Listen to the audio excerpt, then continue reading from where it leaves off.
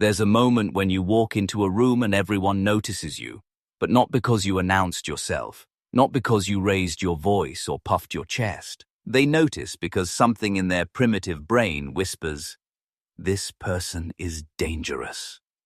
Yet most people spend their entire lives trying to be liked, trying to be approachable, trying to be the friendly face in the crowd. They smile wider, speak softer, accommodate more. They believe that respect comes from being agreeable, that influence flows from being pleasant. You see it everywhere. The manager who tries to motivate through encouragement and wonder why their team walks all over them. The person in social situations who laughs at every joke, agrees with every opinion, desperately seeking acceptance while watching others command the conversation effortlessly. The individual who gives and gives and gives only to find themselves taken for granted, dismissed, forgotten. This is the great lie of modern social conditioning, that power comes from being loved, that respect is earned through kindness, that fear and admiration are incompatible. But Machiavelli understood something that cuts through 5 centuries of feel-good philosophy like a blade through silk. Fear is the foundation of all lasting respect. Not the crude fear of a bully or the desperate intimidation of the insecure, but something far more sophisticated, far more devastating. The quiet fear that emanates from someone who doesn't need to prove anything because they know something you don't. The silent recognition that this person operates by different rules, sees different angles, and won't be moved by the usual social pressures that work on everyone else. Here's what Machiavelli knew that you've been conditioned to forget. People don't respect what they can predict, manipulate, or dismiss. They respect what they can't fully understand or see. Control. The moment you become completely transparent, completely safe, completely predictable, you become completely powerless. Your niceness becomes a weapon they use against you. Your openness becomes intelligence they gather to outmaneuver you. This is the brutal law that separates those who command respect from those who beg for it. You must be feared before you can be loved, because love without fear is merely tolerance. The foundation of silent fear isn't aggression, it's unpredictability wrapped in calm competence. When someone can't read you completely, can't predict your reactions, can't push your buttons and get the expected response, they enter a state of cognitive uncertainty. And uncertainty, my friend, is where respect is born. Let's establish the first principle: controlled opacity. You reveal just enough to function socially, but you never reveal everything. You answer questions without over-explaining. You participate without oversharing. You engage without becoming an open book. This isn't about being mysterious for the sake of drama. It's about maintaining psychological leverage. When people can't completely categorize you, when they can't put you in a comfortable box and dismiss you, something shifts in the room. They pay closer attention to your words because they can't predict what you'll say. They watch your reactions because they haven't seen them all before. They treat your time as more valuable because they're not certain they can claim it whenever they want. This is strategic ambiguity in action. Not the ambiguity of confusion, but the ambiguity of depth. People sense there are layers they haven't accessed, dimensions they haven't mapped, capabilities they haven't tested. And that uncertainty translates into a form of respect that no amount of people-pleasing can ever achieve. The psychology behind why controlled fear generates respect runs deeper than most people realize. It's rooted in our evolutionary wiring. For millions of years, the humans who survived were those who could quickly assess threats and opportunities. When someone triggers your threat assessment system, not through obvious aggression, but through subtle signals of competence and unpredictability, your brain automatically assigns them higher status. Consider this. When you meet someone completely transparent, someone who shows all their cards immediately, your brain relaxes. It categorizes them as known quantity and moves on. But when you encounter someone operating with layers of reserve, someone whose full capabilities remain unclear, your attention stays engaged. You're dealing with an unknown variable, and unknown variables demand respect until proven otherwise. Most people make the critical error of believing that openness creates connection, and connection creates influence. But Machiavelli understood the inverse relationship. Accessibility breeds contempt. The more available you make yourself, the less valuable others perceive you to be. The more predictable your responses, the less they need to consider your position when making decisions. This isn't about being cold or cruel, it's about being strategic. You can be warm, you can be engaging, you can be helpful, but you must never be completely known, completely predictable, or completely controllable. The moment people feel they have you figured out is the moment your influence begins to erode. You're in a meeting where everyone is sharing their weekend plans, complaints about workload, personal struggles. The typical response is to join in, to bond through shared vulnerability. But the Machiavellian approach is different. You listen, you acknowledge, but you don't reciprocate with equal detail. When asked about your weekend, you say something like, "It was productive," or "I took care of some things I'd been putting off." Not rude, not cold, but not an open invitation to dig deeper. What happens? People notice. They start to wonder what you're working on, what projects occupy your time, what you consider worthy of your energy. Your colleagues who overshare become background noise, but you become a question mark that demands attention. Scenario 2. Social gatherings. At a party or social event, most people try to win approval through entertainment. They tell their best stories, laugh loudest at jokes, seek to be the center of attention. But watch what happens when you employ strategic participation. You engage thoughtfully, you contribute meaningfully, but you don't perform for approval. When conversation turns to gossip, you listen but don't contribute. When others are trying too hard to be funny, you appreciate humor without desperately adding your own.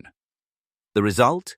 People gravitate towards you not because you're the most entertaining, but because you seem like you have something more substantial going on.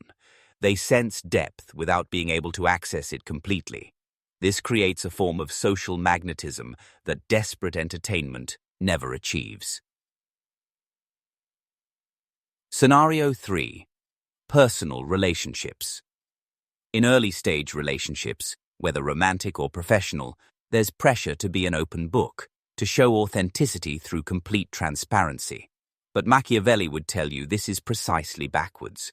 Authenticity isn't about showing everything. It's about showing your best self while maintaining complexity. When someone asks about your past relationships, you don't lie, but you don't provide a complete emotional autopsy either. I've learned from previous experiences carries more weight than a detailed breakdown of every heartbreak. When they inquire about your ambitions, you a vision without revealing every insecurity and doubt along the way.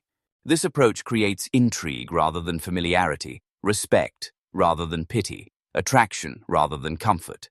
People are drawn to depth they haven't fully explored, not to books they've already read cover to cover.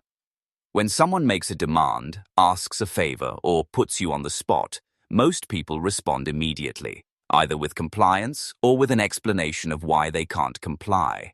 But there's a third option that transforms the power dynamic entirely, the calculated pause. You take a moment. You consider. Not because you don't know your answer, but because your time and consideration are valuable resources that shouldn't be dispensed without thought. "Let me think about that" becomes more powerful than either yes or no, because it establishes that your commitment isn't automatic, your resources aren't freely available, and your decisions aren't made under pressure. Even when you ultimately agree to help, that moment of consideration has established that you're choosing to help, not defaulting to it. The strategic silence.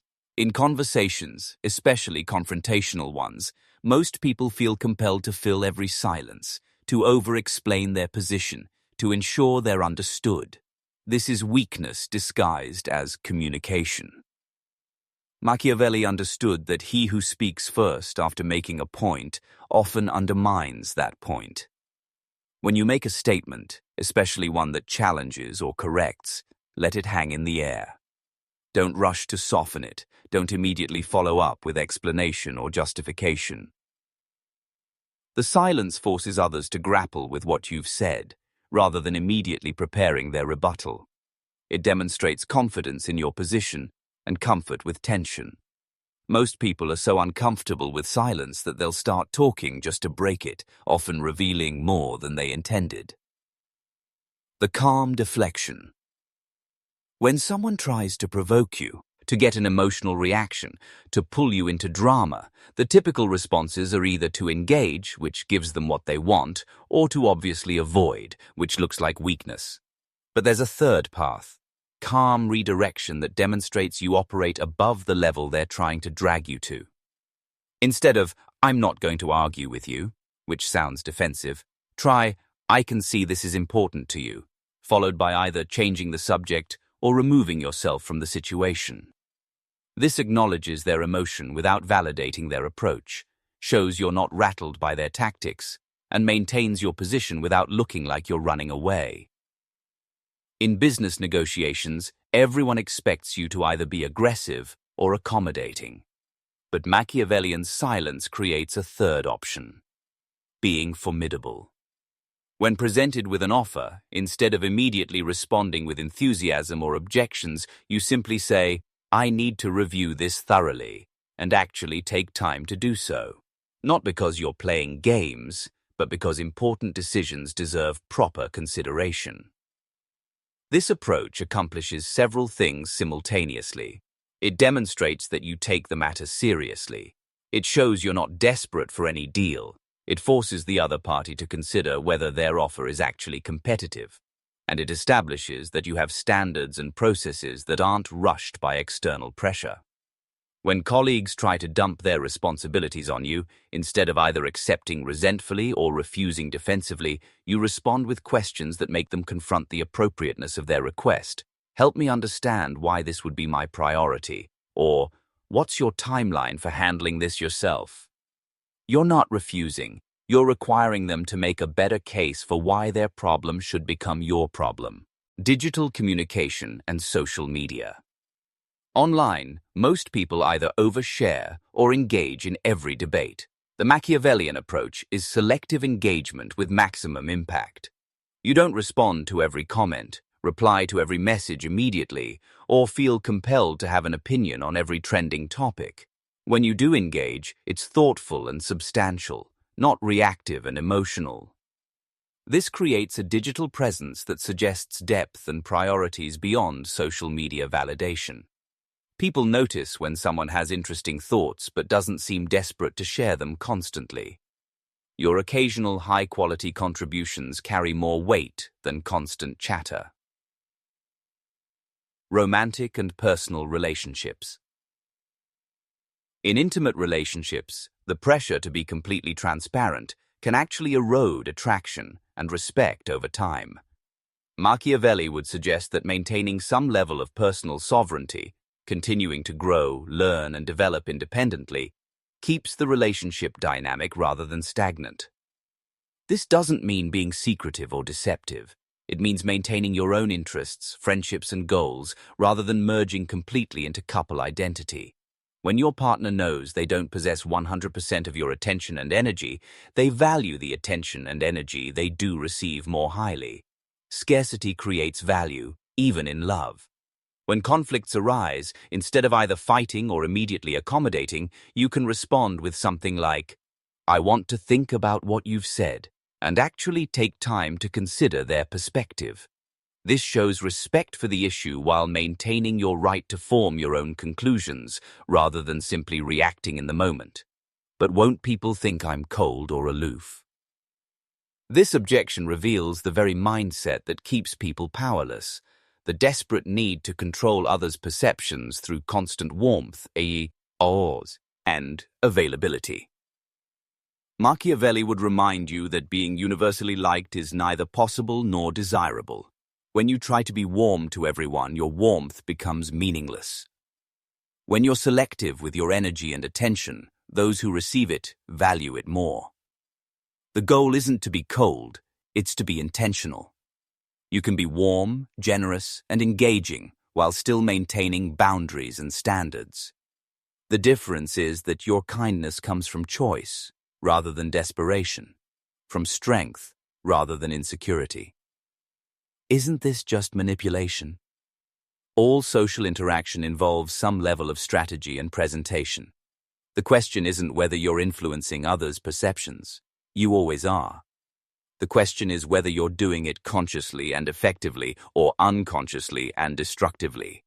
When you overshare, over-accommodate, and over-explain, you're manipulating too. You're trying to manipulate people into liking you, accepting you, validating you. You're just doing it badly. Machiavellian principles aren't about deceiving people or being fake. They're about presenting your authentic self strategically rather than desperately. You're still being genuine. You're just being genuinely powerful rather than genuinely needy. What if I lose friendships or relationships?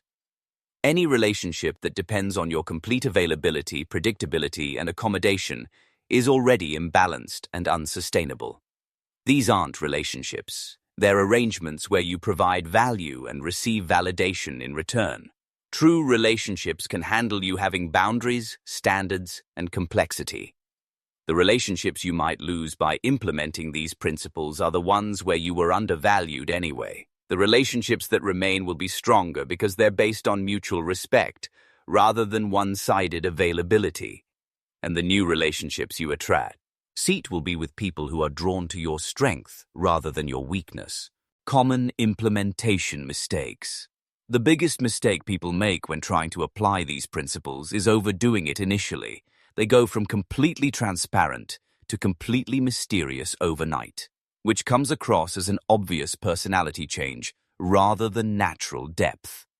The key is gradual adjustment, slowly becoming more selective with your energy, more thoughtful in your responses, more strategic in your availability. Another common error is confusing silence with wisdom or mystery with value. If you have nothing interesting to say, being quiet doesn't make you profound. It just makes you quiet. The goal is to develop genuine depth, interesting perspectives, and valuable skills, then be strategic about how and when you reveal them. Let's return to the foundational truth that Machiavelli understood. Respect is not earned through love alone, but through the careful cultivation of beneficial uncertainty.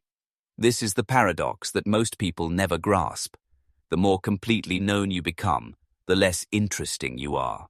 The more available you make yourself, the less valuable others perceive you to be. The more you try to prove your worth, the more you suggest it might be questionable. This isn't about becoming a mystery for mystery's sake, or cultivating fear through intimidation. It's about understanding that human psychology values what it cannot fully possess or predict. When people can read you completely, categorize you entirely, and predict your responses accurately, you cease to command their attention or respect. You become furniture in their mental landscape, useful when needed, ignored otherwise. The truly powerful understand this paradox. You must be unknowable enough to remain interesting, unpredictable enough to stay relevant, and valuable enough to be respected. This creates what Machiavelli would recognize as the ideal position. Being feared for your capabilities while loved for your contributions, but never fully controlled by either emotion. Here's the deeper paradox. The less you need others' approval, the more likely you are to receive it. The less desperate you are for their attention, the more attention you naturally command. The less you chase respect, the more respect finds you. This isn't game playing. It's understanding fundamental human psychology and aligning your behavior with how people actually think rather than how we wish they thought. Imagine walking into any room and feeling the subtle shift in energy that occurs when someone with genuine presence arrives. Not because you're performing or trying to impress, but because you've developed the kind of self-contained confidence that doesn't need external validation to exist. People notice when someone is completely comfortable with themselves, when they don't seem to need anything from anyone else in the room. This is the transformation that occurs when you consistently apply Machiavellian principles. You develop an aura of competence and mystery that makes others instinctively respectful. In business meetings, people listen more carefully to what you say because they know you don't speak just to fill silence. In social situations, others seek your opinions because they know you don't offer them carelessly. In personal relationships, your time and attention become genuinely valuable because they're not freely available to everyone. But the most profound change isn't in how others treat you. It's in how you move through the world. When you're not constantly seeking approval, you're free to make decisions based on what's actually best, rather than what's most popular. When you're not desperately trying to be understood by everyone, you can focus on being understood by the people who matter. When you're not afraid of others' disapproval, you can take risk and pursue goals that actually fulfill you. This creates what Machiavelli would recognize as true power, the ability to influence outcomes without sacrificing your own position, to help others without depleting yourself, to be generous without being taken advantage of. You become someone who adds value to every situation precisely because you're not needy or desperate for validation from that situation. The ultimate goal isn't to be feared in the sense of being frightening, but to be respected in the sense of being recognized as someone who operates with principles, boundaries, and standards. Someone who can't be pushed around, manipulated through guilt, or taken for granted. Someone whose friendship is valuable because it's chosen, not defaulted to. The path from desperate people-pleaser to quietly formidable begins with a single recognition. You are under no obligation to be everything to everyone. You don't owe anyone complete access to your thoughts, unlimited availability of your time, or automatic agreement with their perspectives. The moment you internalize this truth, you can begin to operate from choice rather than compulsion. Start small. The next time someone asks for your immediate opinion on something complex, take a moment to consider before responding. When someone tries to rush you into a decision, acknowledge the urgency, but maintain your right to proper consideration. When conversation turns to gossip or drama, participate through listening, but not through contributing fuel to the fire. These aren't personality changes, they're upgrades to your strategic thinking. You're not becoming a different person, you're becoming a more intentional version of who you already are. You're not manipulating others. You're stopping the unconscious manipulation of yourself by others' expectations and emotional reactions. Machiavelli understood that power isn't something you take from others. It's something you stop giving away unnecessarily. Every time you over-explain yourself, you're giving away the power of mystery. Every time you accommodate someone who hasn't earned it, you're giving away the power of standards. Every time you react emotionally to provocation, you're giving away the power of composure. The journey toward earning genuine respect through strategic presence isn't about becoming perfect or never making mistakes. It's about becoming more conscious of the energy you emit, the boundaries you maintain, and the standards you uphold. It's about understanding that your value doesn't need to be proven constantly. It needs to be demonstrated consistently through your actions and choices. This is how you inspire the kind of fear that breeds respect, not through aggression or intimidation, but through the quiet confidence of someone who knows their own worth and doesn't need others' validation to confirm it. Someone who can be generous without being taken advantage of, kind without being weak, helpful without being exploited. Machiavelli didn't write about power to create tyrants. He wrote about it to help people understand the mechanisms of influence so they could navigate the world more effectively. The principles that work in politics work in personal relationships because they're based on fundamental truths about human psychology that don't change with time or context. The person you become when you master these concepts isn't cold or calculating. They're strategic and self-respecting. They're not trying to hurt others or gain unfair advantage. They're trying to engage with the world as it actually is, rather than as they wish it were.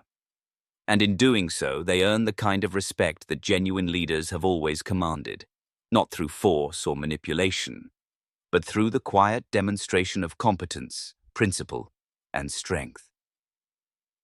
Everyone sees what you appear to be. Few experience what you really are. Niccolo Machiavelli. The choice is yours. Remain completely transparent and predictable, hoping that people will appreciate your openness or develop the strategic depth that commands genuine respect. Machiavelli showed us the path 5 centuries ago. The question is whether you have the wisdom to walk it,